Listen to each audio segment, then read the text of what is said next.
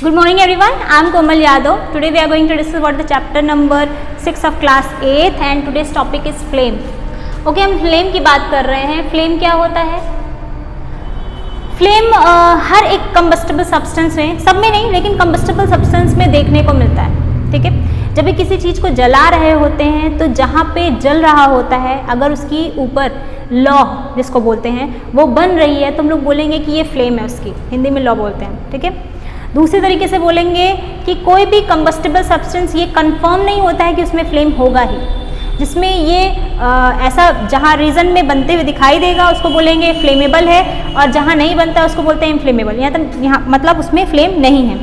Okay, तो अगर हम डेफिनेशन की बात करें तो क्या होगा? Flame is a region. Flame क्या है? वो रीजन है. ठीक है, या फिर कह सकते हैं इज द रीजन वेयर, जहां पे कंबशन हो रहा होता है.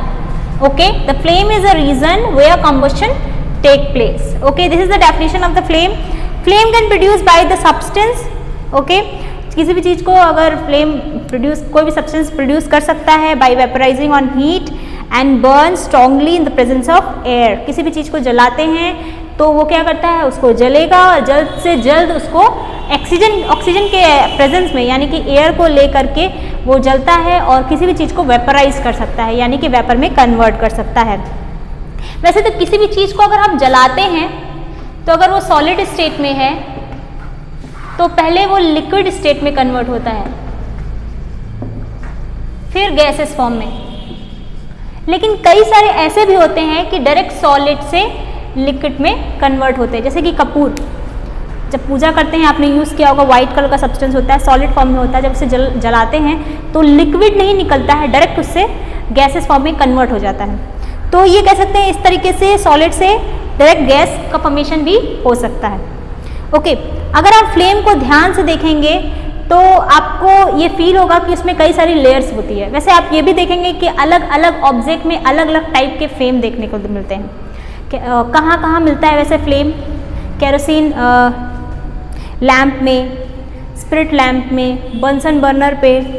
ओके, फिर किचन स्टोव पे, घरों पे जो एलपीजी यूज़ करते हैं उसको भी चलाते हैं, उसमें भी फ्लेम देखने को मिलता है. तो कह सकते हैं अलग अलग ऑब्जेक्ट के लिए अलग अलग फ्लेम होता है. उसकी कलर भी वेरी करती है यानी कि अलग अलग जगहों पर अलग अलग कलर का देखने को मिलता है. ये कलर फ्लेम का जो डिपेंड करता है टेम्परेचर पे कि उस जगह पे कितनी टेम्परेचर है. ओके, अब हम बात करेंगे कैंडल की, कैंडल फ्लेम की. ठीक, एक कैंडल है, इसको जला रहे हैं तो अगर आप ध्यान से नोटिस करेंगे तो इसकी 3 लेयर दिखने को मिलेगी.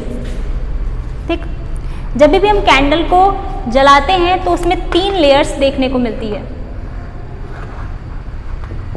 ठीक, सबसे बाहर वाला जो लेयर होता है उसको बोलते हैं नॉन ल्यूमिनस. ओके, सेंटर वाले पार्ट को बोलते हैं ल्यूमिनस और सबसे नीचे यानी कि इनर जो पार्ट होता है उसको बोलते हैं डार्क. ओके, कैंडल की फ्लेम को ऑब्जॉर्व करेंगे ध्यान से तो आपको दिखाई देगा कि कैंडल की फ्लेम 3 लेयर्स में डिविजिबल है यानी डिवाइडेड है. आप उसको ध्यान से ऑब्जॉर्व करेंगे तो आप उसके कलर को यूजुअली डिफरेंशिएट कर सकते हैं कि कौन सा लेयर कौन सा होगा. सबसे इनर, सबसे नीचे वाले को बोलेंगे डार्क, मिडिल वाले को बोलेंगे ल्यूमिनस एंड आउटर वाले को बोलते हैं नॉन ल्यूमिनस. ठीक है, अब हम एक एक करके पढ़ेंगे. हमारा सबसे इंपॉर्टेंट और सबसे बाहर वाला लेयर होता है वो है नॉन ल्यूमिनस. सबसे पहला है हमारा नॉन ल्यूमिनस. ओके, तो इस तरह कर सकते हैं कि कैंडल फ्लेम के कितने जोन होते हैं, इसका क्वेश्चन पहले उठ कर आता है. तो 3 लेयर होता है. नाम क्या है? नॉन ल्यूमिनस, ल्यूमिनस और डार्क. 3 जोन हो गए. ठीक, पहला हम लोग पढ़ेंगे non luminous zone. Non luminous zone सबसे ऊपर वाली लेयर होती है.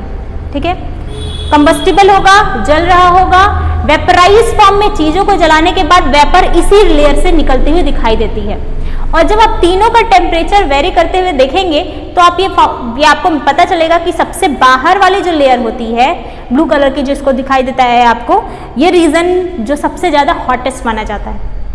ठीक, अब मैंने तो बोल दिया कि सबसे बाहरी आउटर लेयर जो होती है वो हॉटेस्ट होती है, लेकिन पता कैसे करेंगे?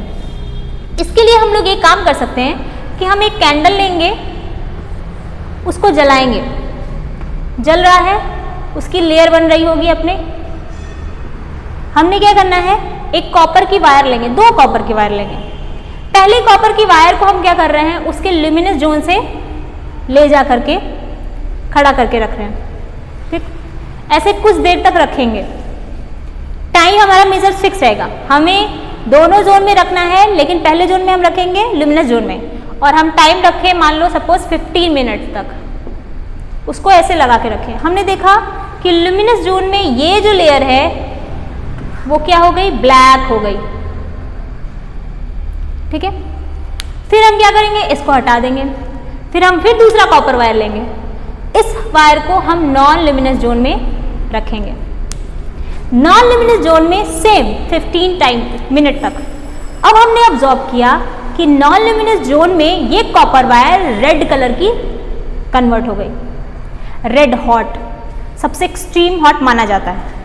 इससे अगर हम दोनों को कंपेयर कर रहे हैं तो हमें ये पता चलता है कि नॉन ल्यूमिनस जोन में कोई ऑब्जेक्ट रहती है उसको ज़्यादा हीट मिल रही है as compare to the luminous zone. इसका मतलब हॉटेस्ट पार्ट कौन होगा, नॉन ल्यूमिनस। आई थिंक आपको समझ में आ गया। आज के लिए इतना ही। Thank you, have a nice day.